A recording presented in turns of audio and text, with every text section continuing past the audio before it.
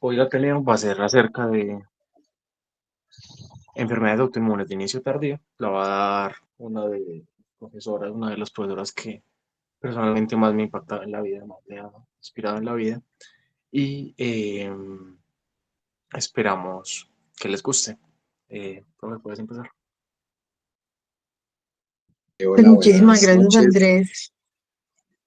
Muchísimas gracias, Perdón, Andrés, Víctor. por tu presentación. Qué Agradezco pena, a Diana. todos los que Dame un se nos segundo. vayan uniendo. Por favor, apagar los micrófonos, las cámaras. Gracias a todos los que nos acompañan en esta charla. Hoy vamos a hablar de enfermedades autoinmunes de inicio tardío, que son aquellas que se presentan después de los 50 años. Mi nombre es Diana Varela, soy internista y reumatóloga de la Universidad Pontificia Bolivariana, epidemióloga de la Universidad del CES y tengo un máster en enfermedades autoinmunes de la Universidad de Barcelona y tengo el privilegio de ser docente de la Universidad San Martín, de la Universidad Pontificia Bolivariana y de la Universidad Cooperativa de Colombia que nos acompañan hoy.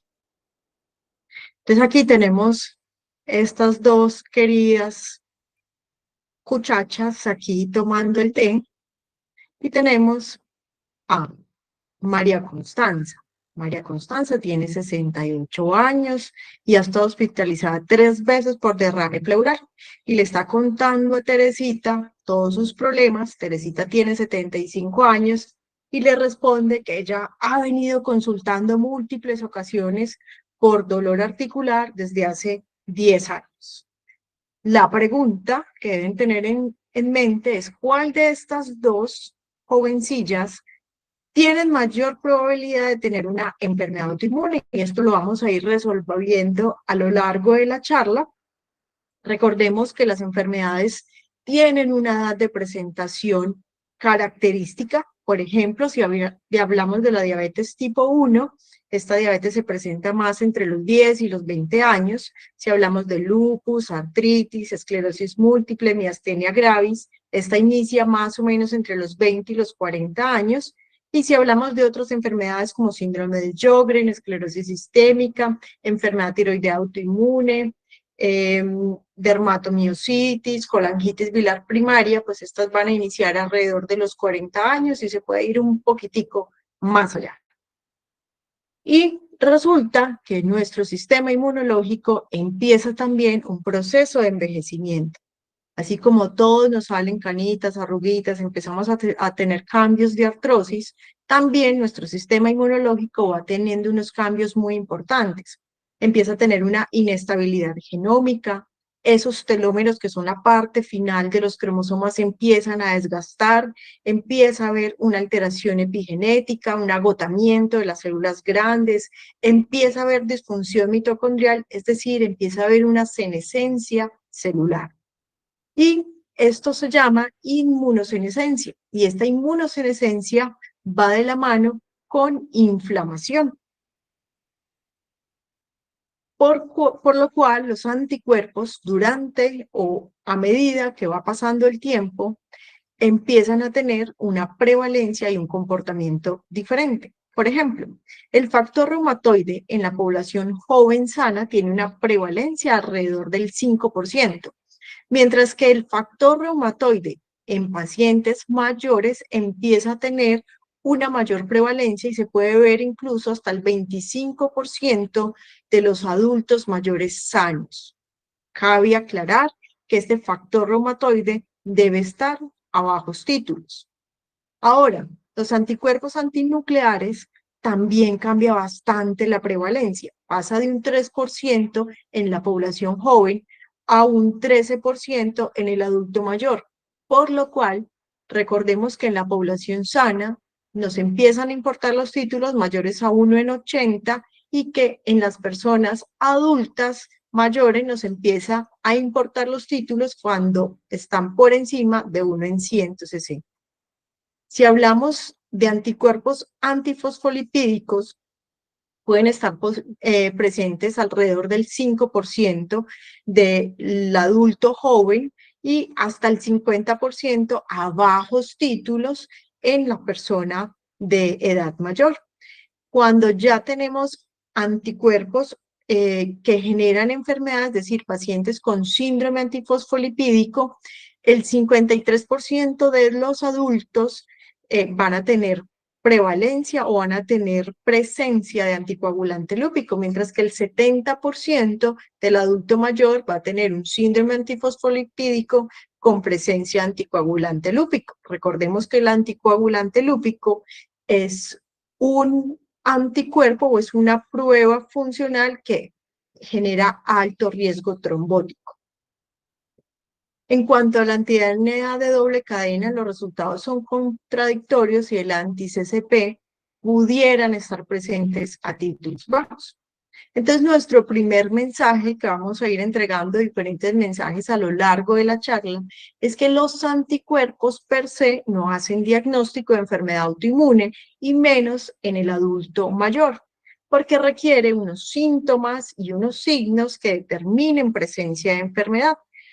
Sabemos que a mayor edad, mayor prevalencia, por lo cual tenemos que tener muy claro cuáles son esos síntomas y esos signos que nos van a indicar si sí hay o no hay una enfermedad autoinmune. Y es por eso que traje este derrotero de estas 6 enfermedades, donde miraremos los puntos más importantes para tener en cuenta en los adultos mayores. Vamos a ver qué pasa en el lupus de inicio tardío, en el síndrome antifosfolipídico, en vasculitis, miopatías inflamatorias, artritis reumatoide y síndrome de Sjögren. Iniciaremos por el lupus eritematoso sistémico. Conocemos los criterios de clasificación del 2019. Los criterios no cambian sin importar el grupo de edad del que estemos hablando. Es decir, que los criterios de lupus aplican igual en los niños, en los adultos y en el adulto mayor.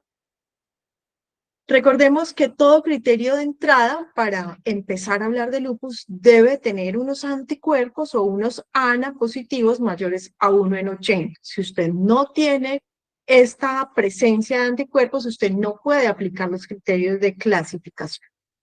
Y vamos a ver que tiene 2 grandes grupos, los dominios clínicos y los dominios inmunológicos. En lo del dominio clínico tenemos la parte constitucional, las alteraciones o las manifestaciones renales, las manifestaciones mucocutáneas, las manifestaciones encerosas, hematológicas, musculoesqueléticas y neuropsiquiátricas. Cabe aclarar para que todos le quede muy claro en el momento de aplicar los criterios, y es que usted solo debe puntuar aquel dominio que sea mayor. Me explico. Paciente con lupus que tiene unos ANA mayores en 1 en 80, pero tiene úlceras orales y tiene rash malar. Entonces, usted no suma el 2 y suma el 6, sino que de todo el componente mucocutáneo, el que tiene más peso, es decir, 6 puntos por el rash malar. Y cuando vamos al dominio inmunológico, vemos que tenemos alteración del complemento, anticuerpos específicos que para estos criterios decidieron incluir solo el anti-DNA y el anti-SMID, y tenemos presencia de anticuerpos antifosfolipídicos, que son muy importantes. Todo paciente que usted diagnostique con lupus debe siempre pedir anticuerpos antifosfolipídicos, porque eso nos va a dar también pronóstico. Habla también de mayores comorbilidades y complicaciones, y habla mayor también de un mayor riesgo de mortalidad. Cuando hablamos del lupus eritematoso de inicio tardío, estamos hablando que relativamente tiene una incidencia baja, pero que hay que tener mucha precaución porque entre mayor edad se toman más medicamentos y hay muchos medicamentos que pueden simular el lupus. Hay muchos medicamentos que pueden dar lupus inducido por estos. Y también hay varias neoplasias que pueden generar manifestaciones muy similares al lupus. Entonces siempre hay que tener mucha precaución en el momento del diagnóstico. La serositis es el hallazgo sin duda más común en este grupo de edad. Ojo con esos pacientes que consultan a menudo y ustedes encuentran derrame pleural, generalmente unilateral, que sea recurrente y que siempre le dicen no es una falla cardíaca y realmente el corazón no tiene mayores alteraciones. Ojo con eso, siempre sospechen por ahí que pudiera haber un lupus de inicio tardío. Ojo también que estos pacientes tienen mayor superposición con síndrome de Sjögren porque tienen mayores síntomas secos. Tienen una menor supervivencia, pero esta menor supervivencia no es porque el lupus sea más agresivo, sino porque ellos vienen con otras comorbilidades y tienen más daño acumulado por otras cosas, y que es lo que sumado a la actividad lúpica pues va a aumentar la mortalidad, pero generalmente por causas diferentes al lupus. Y estos pacientes van a tener mayor daño acumulado de lo que les explicaba porque tienen otras comorbilidades que pueden afectar. Miren que la relación hombre-mujer empieza a disminuir. Recordemos que en el adulto joven la relación hombre-mujer es 9:1, es decir, por cada 9 mujeres, un hombre desarrolla lupus, mientras que después de los 50 años, por cada 5 mujeres, un hombre desarrolla lupus. Y que estos pacientes tienen mayor prevalencia de compromiso de serosas, tienen menos eritema malar, no esperen mucho que un anciano tenga muchas o un adulto mayor tenga muchas manifestaciones cutáneas, también tienen menos manifestaciones renales, pero tienen más anticuerpos anti-Ro y anti-La. Entonces, esto era el mensaje de lupus. Vamos a hablar del síndrome antifosfolipídico. Cuando hablamos de esto, estamos hablando que el 70% corresponde a un SAF primario, es decir, que en la mayoría no se acompaña de otra enfermedad, principalmente lupus, y que el SAF tiene muchas manifestaciones, pero la principal y la que más nos preocupa son las manifestaciones trombóticas. Y tenemos manifestaciones tanto arteriales como venosas. La mayoría tiene accidente cerebrovascular en un 38% y TEP en un 27%. Ojo que estos pacientes tienen anticuerpos que son más agresivos, es decir, tienen más triple positividad y tienen más presencia anticoagulante lúpico, como les decía al principio. También tienen una mayor prevalencia de un SAF catastrófico. Recordemos que el SAF catastrófico se define por trombosis en 3 sitios diferentes en menos de una semana, y que normalmente en la población joven es alrededor del 1% de todos los SAF, pero después de los 50 años eso puede aumentar hasta un 9%. Y siempre hay que descartar que no tengan neoplasias, principalmente hematológicas, porque las neoplasias hematológicas pueden dar falsos positivos de estos anticuerpos, y la neoplasia per se puede generar los fenómenos trombóticos. Entonces siempre hay que tener o ser muy cautos en el momento de hacer el diagnóstico después de los 50 años. Recordemos los nuevos criterios clasificatorios del síndrome antifosfolipídico, que son del 2023, y siempre debe estar al menos un criterio clínico y un criterio de laboratorio. ¿Cuáles son esos criterios clínicos? Tener alguna manifestación trombótica venosa macrovascular, y hay que mirar si ese paciente tenía alto riesgo o no de generar trombosis venosas.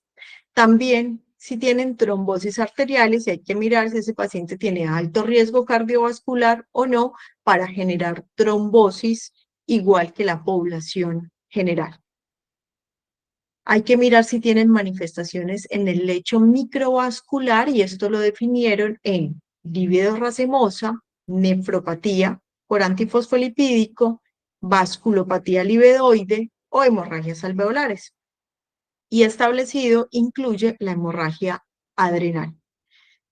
También hay que mirar el SAF, que puede ser obstétrico, pero esto ya no aplica para la edad después de los 50 años. Las válvulas cardíacas, uno puede tener o engrosamientos o vegetaciones, obviamente que no tengan ningún aislamiento microbiológico y que sea solamente de causa de antifosfolipídico.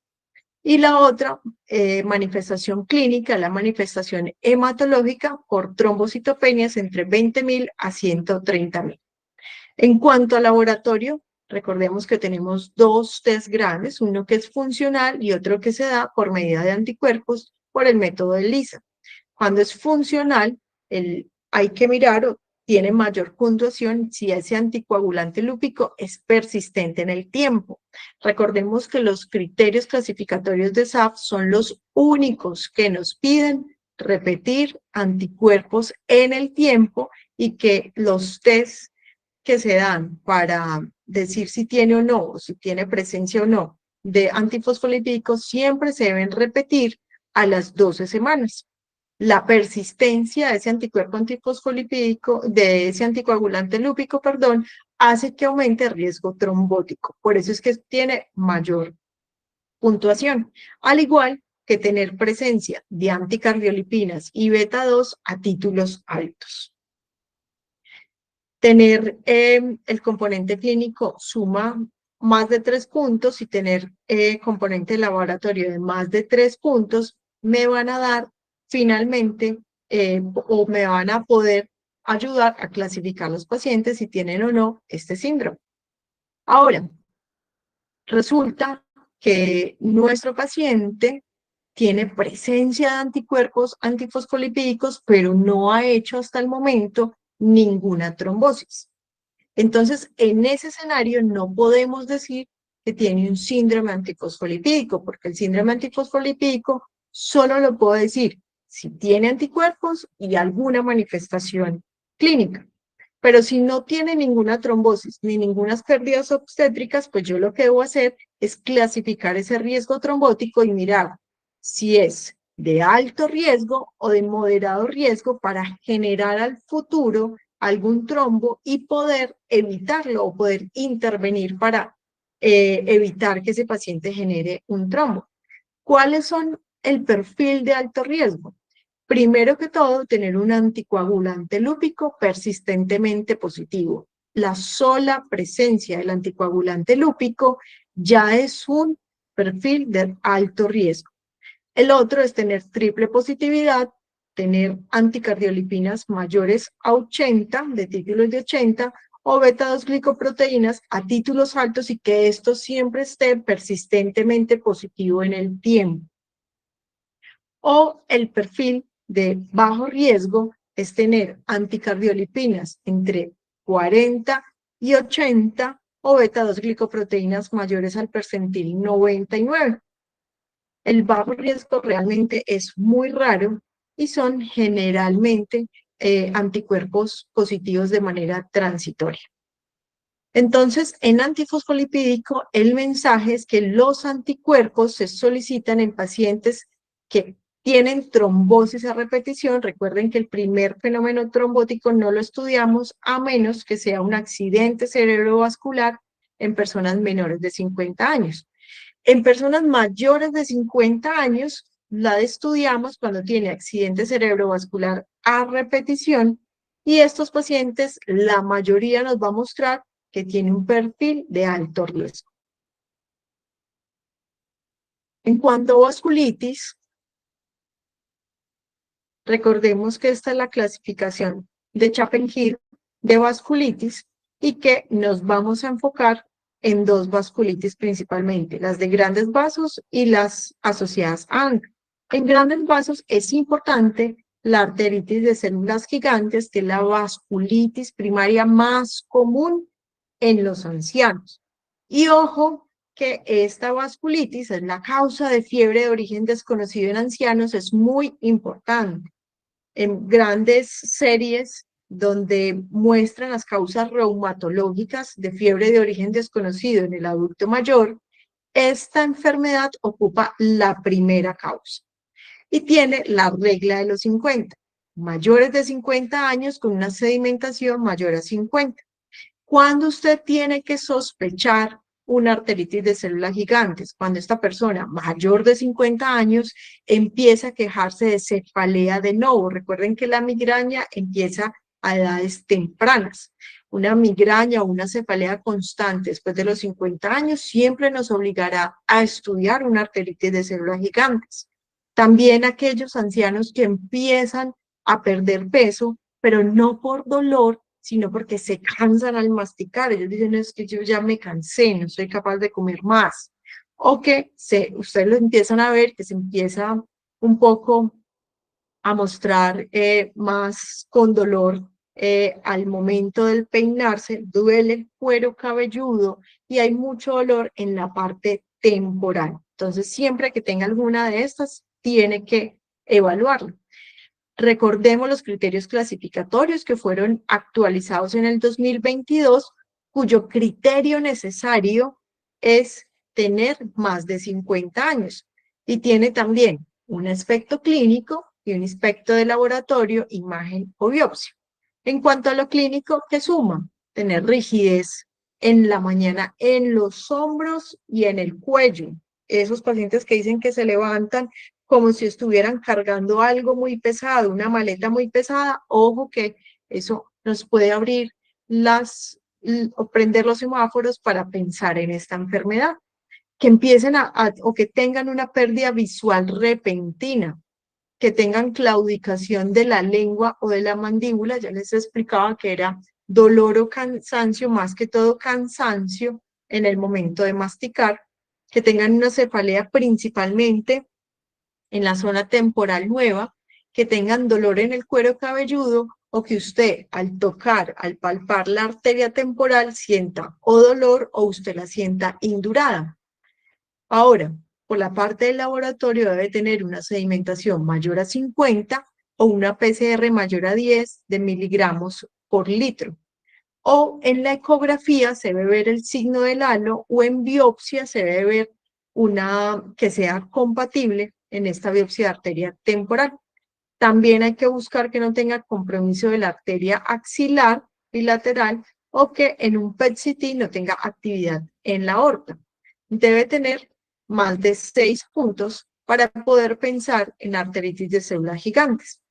Las manifestaciones más frecuentes entonces es el dolor de la arteria temporal, la inflamación de la arteria temporal en un 70%, que tenga aneurismas aórticos o aortitis en la mitad de los casos, que tenga pérdida de la visión, y esto es una urgencia en reumatología, que tenga estenosis de las arterias, principalmente subclavia, axilar y braquial, o que tenga un accidente cerebrovascular, que es en la menor prevalencia de todas las manifestaciones. Entonces aquí tenemos el compromiso a nivel aórtico, vemos también la estenosis en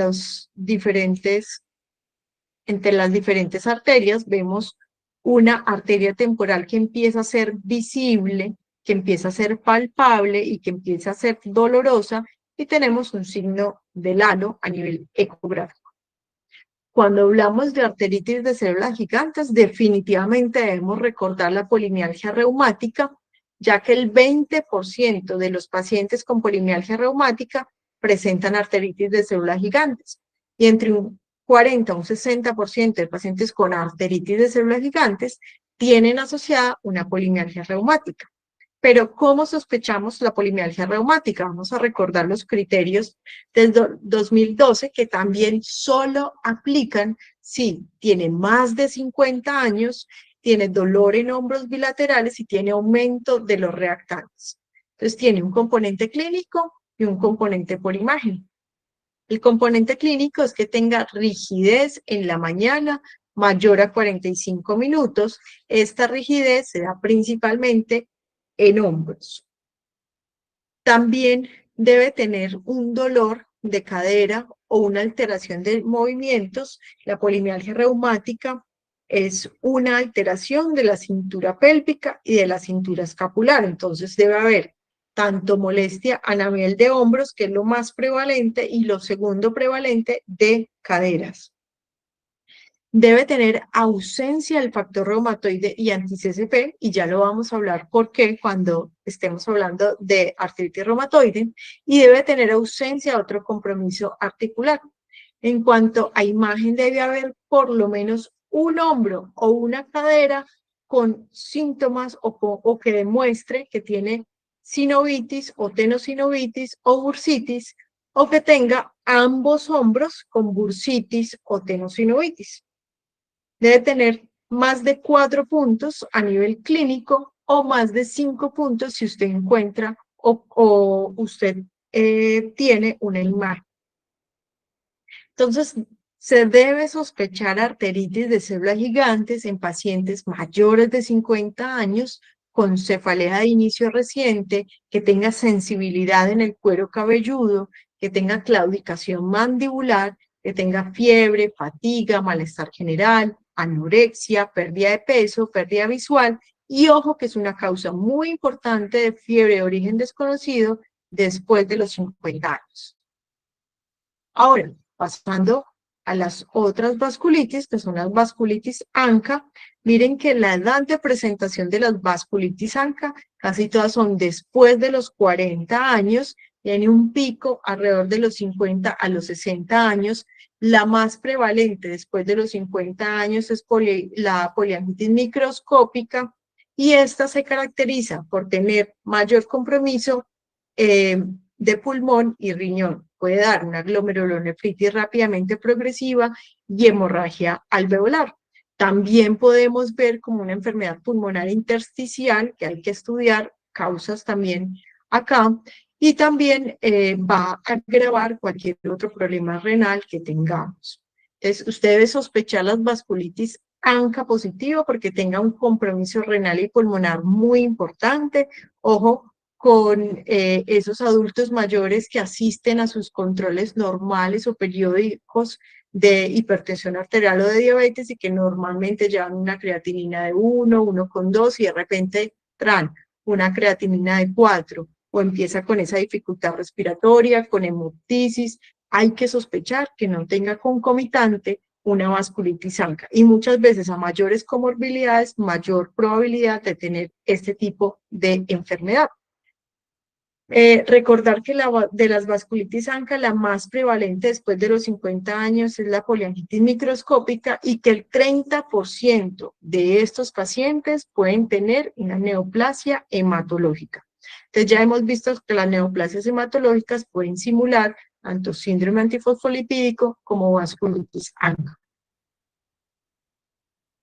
La siguiente para hablar es la miopatía inflamatoria. De miopatías inflamatorias todos los días aprendemos un poquito más y sabemos que tenemos muchos subtipos de miopatías inflamatorias. De acuerdo a la presentación y a los anticuerpos es que le damos el apellido y sabemos el pronóstico y el tratamiento. Digamos que las miopatías inflamatorias tienen una diferencia entre ellas. Por ejemplo, la dermatomiositis es una miopatía que se da con un pico bimodal entre los 5 y los 15 años, entre los 35 y los 55 años. Tenemos otra que es la de cuerpos de inclusión, que siempre se presenta después de los 40 años. Tenemos otra que es de superposición, que generalmente, o lo que quiere decir, es que va asociada a otras enfermedades. Es la miopatía inflamatoria que se da en la enfermedad mixta del tejido conectivo, o en el lupus, o en otras enfermedades autoinmunes, que esta generalmente aparece entre los 20 y los 40 años. Y tenemos la asociada malignidad, que siempre hay que sospecharla en los pacientes después de 40 años. Recuerden que las miopatías inflamatorias tienen unos signos cutáneos muy evidentes, muy importantes, principalmente el subtipo de dermatomiositis, de síndrome antisintetasa y de anti-MDA5, que hay que buscar. Recordemos las pápulas de Gottron, que las pápulas de Gottron son aquellas eritematosas, lesiones papulares eritematosas que se hacen en el dorso de las metacarpofalángicas e interfalángicas proximales, que puede dar también un eritema pericuticular y que da otro signo muy importante, que es el signo de Gottron, que es el signo que se da en rodillas, codos y tobillos. Entonces, pápula de Gottron en manos, signo de Gottron en rodillas, codos y tobillos. Y aquí tenemos esta paciente que tiene un signo de Gottron en el codo, pero nos llama la atención este puntito. Y es que después de los 40 años, hay que buscar muy bien en todos esos signos cutáneos que no se acompañen de ulceraciones, porque esto nos llama la atención y nos prende la alarma de que esa miopatía inflamatoria puede estar asociada a neoplasias. Aquí tenemos un signo de la B que está francamente ulcerado y un signo del pistolero que también está ulcerado, es decir, en esta paciente obligatoriamente tenemos que ir a hacer todos los exámenes para buscar que no tenga una neoplasia. ¿Cuáles son los factores de riesgo de miopatías inflamatorias para buscar neoplasias? Que tenga más de 40 años, que tenga actividad de la enfermedad persistentemente elevada a pesar de la inmunosupresión, que se acompañe de disfagia moderada o grave, que tenga necrosis cutánea, como los signos que le mostré, o que en el panel de miopatías se encuentren anticuerpos anti-TIF1 o NXP2. Los que más se asocian son los dermatomiositis. ¿Cómo hacemos la búsqueda? Buscamos, pues, de acuerdo si es hombre o mujer, mama, cervix, próstata, y hay que hacerle tomografía a estos pacientes, endoscopias si las tomografías son normales, y seguirlos cada 6 meses por los primeros 3 años. Muchas veces se pueden anteponer la miopatía a la neoplasia o muchas veces dan al mismo tiempo. En cuanto a la artritis reumatoide, los criterios clasificatorios del 2010 se pueden aplicar si y solo si usted confirma la presencia de al menos una articulación inflamada. Es decir, que solo el dolor usted no puede aplicar criterios, pero si usted le llega ya una articulación inflamada, ahí sí usted podría aplicar los criterios. Tenemos un criterio clínico que habla que debe tener varias articulaciones inflamadas y va a tener diferente puntuación si es una articulación grande o es una articulación pequeña. También va a tener un criterio de laboratorio, que es tener un factor reumatoide y un anti-CCP positivo, o que tenga unos reactantes de fase aguda elevados y que realmente persistan más allá de 6 semanas. Todo esto nos debe sumar más de 6 puntos para poder clasificarlo como artritis reumatoide. Entonces, la artritis reumatoide después de los 50 años, en el 70% es igual que los que inician en edades jóvenes.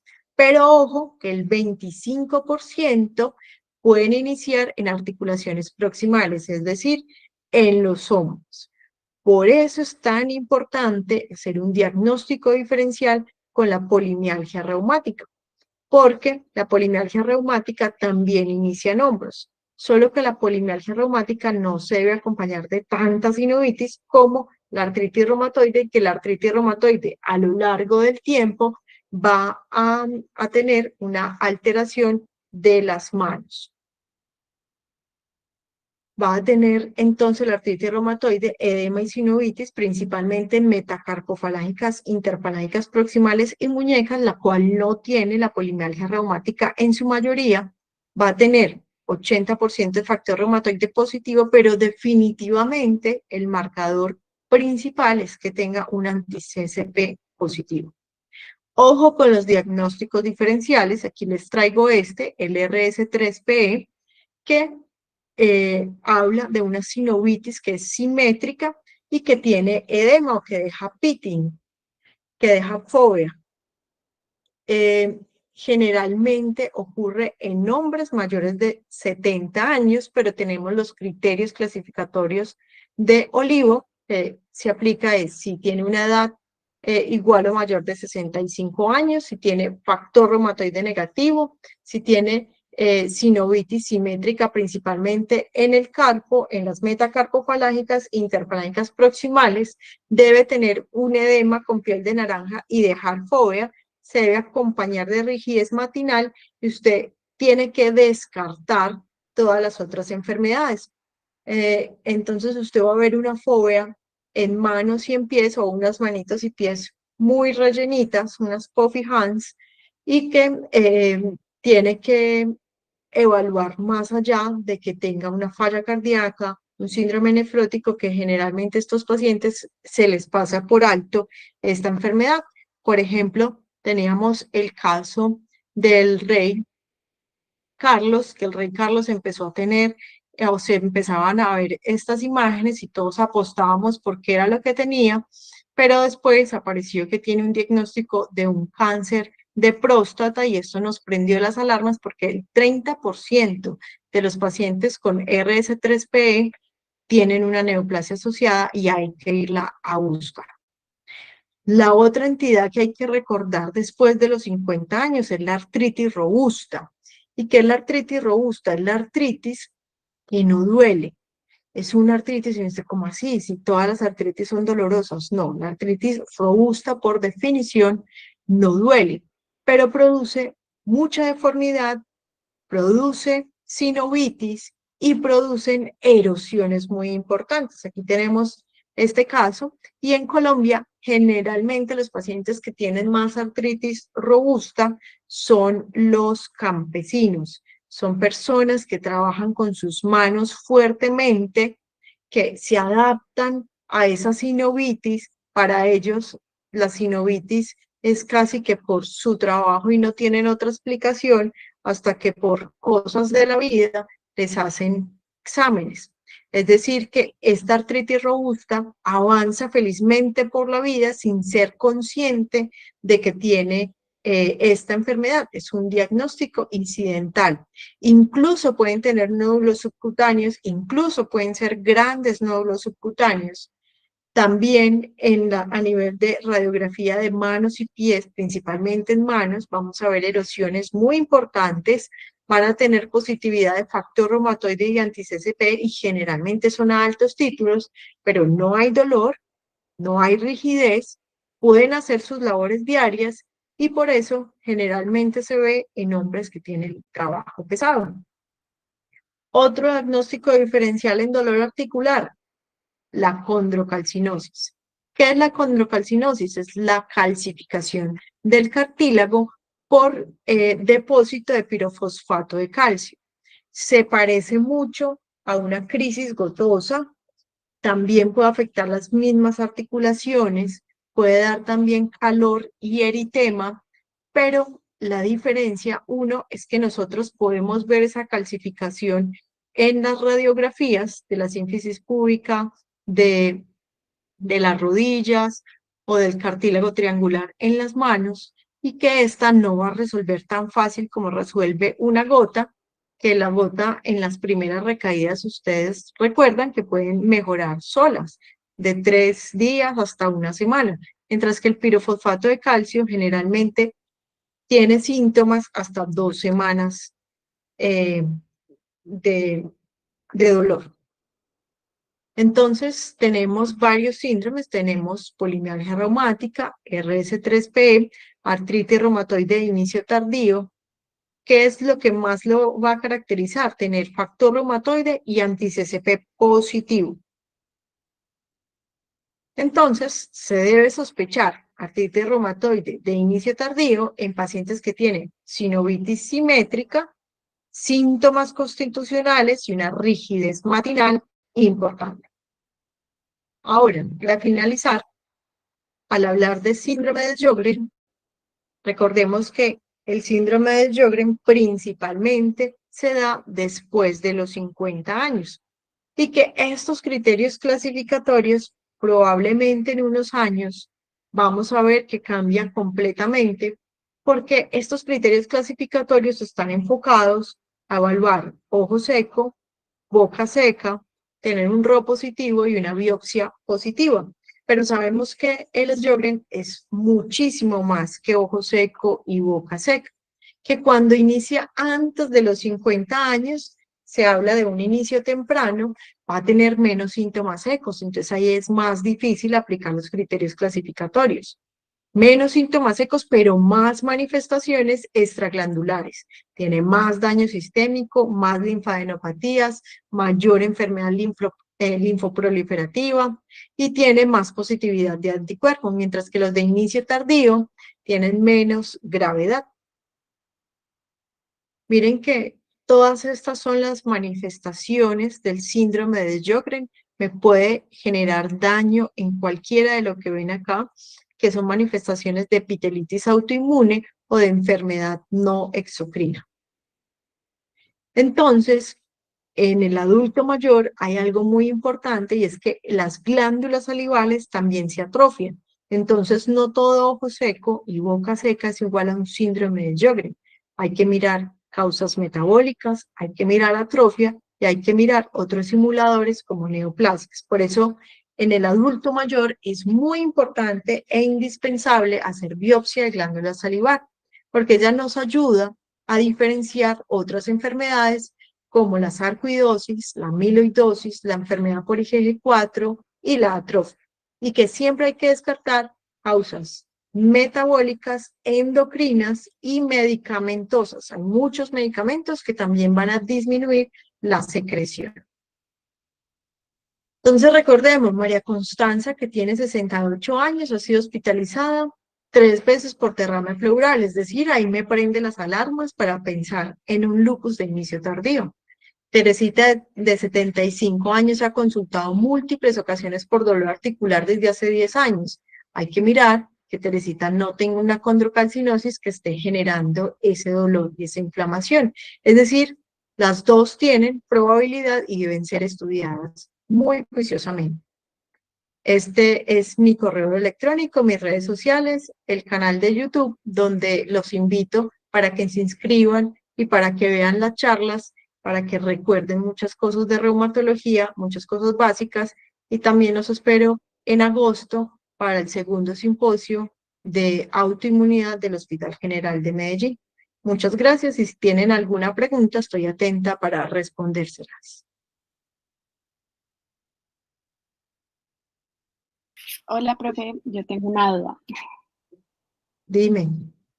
Profe, digamos como son dos en una. La primera es, ¿qué tan común es que un paciente, pues una paciente con SAF tenga lupus al mismo tiempo? Y si eso sería como un factor predictivo para que se presente o más tempranamente o más tardíamente. Ok. Los pacientes con lupus, se ha descrito que el 30% de los pacientes con lupus tienen presencia de anticuerpos antifosfolipídicos, pero el 15% tienen concomitante lupus y anticuerpos antifosfolipídicos. Generalmente la combinación se ve más en edades más tempranas, es decir, antes de los 50 años. Y que la combinación, como les decía, de tener lupus y antifosfolipídico da un peor pronóstico y da una mayor mortalidad en el tiempo. Listo, Por profe. eso es que siempre hay que pedirlos. Gracias. Con gusto. ¿Tiene alguna otra pregunta?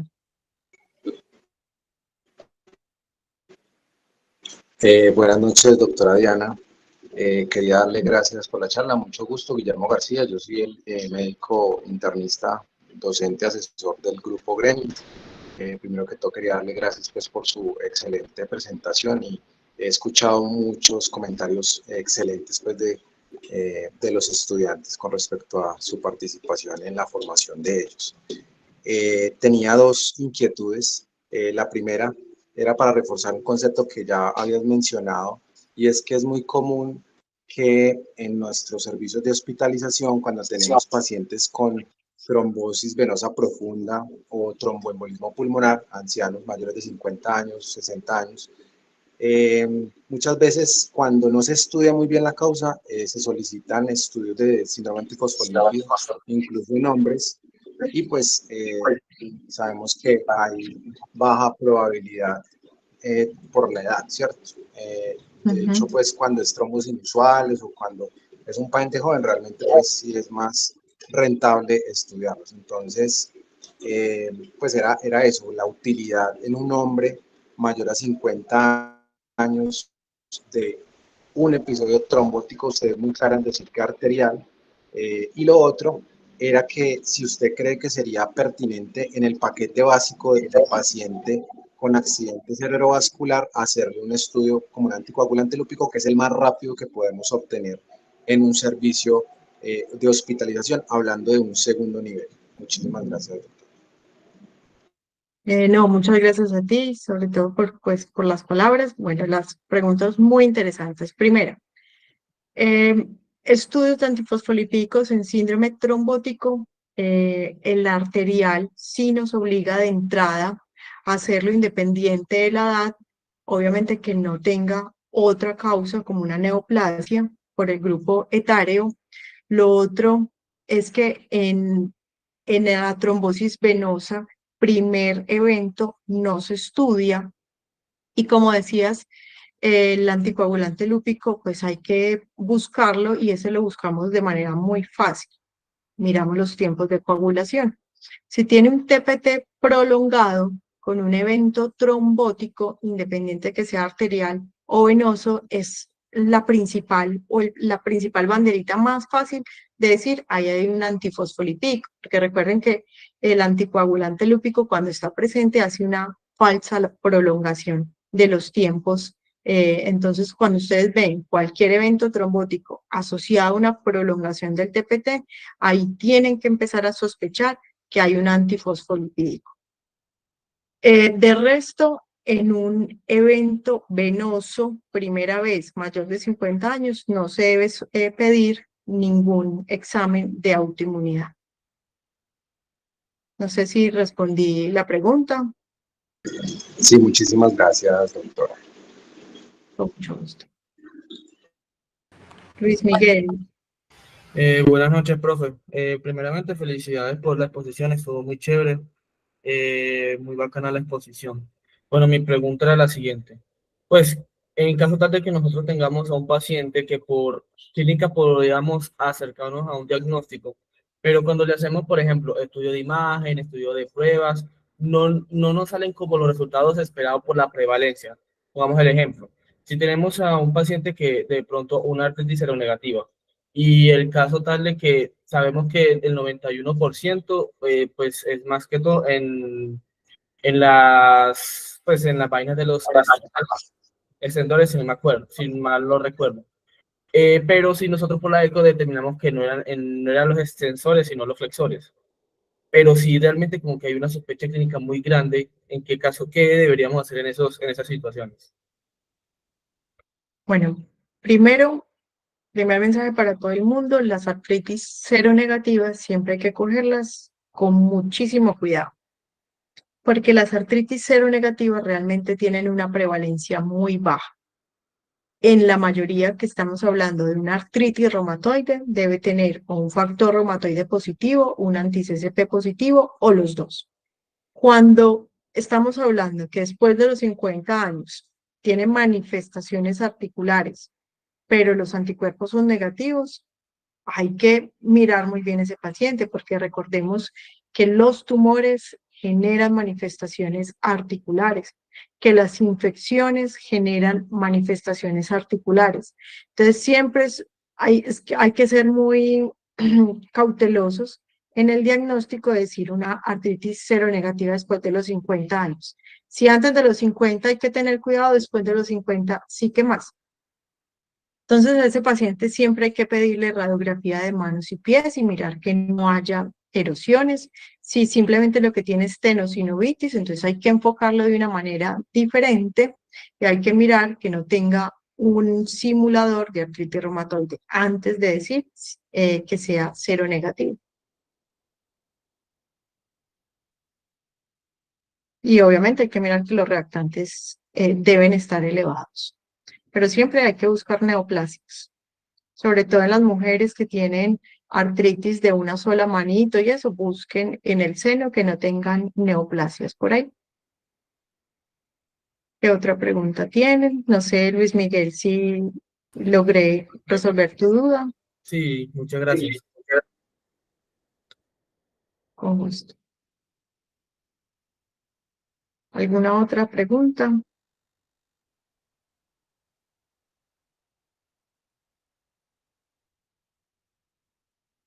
Bueno, muchísimas gracias a todos por acompañarme y por la invitación de este día. Sí, por favor, no olviden llenar la asistencia, profe.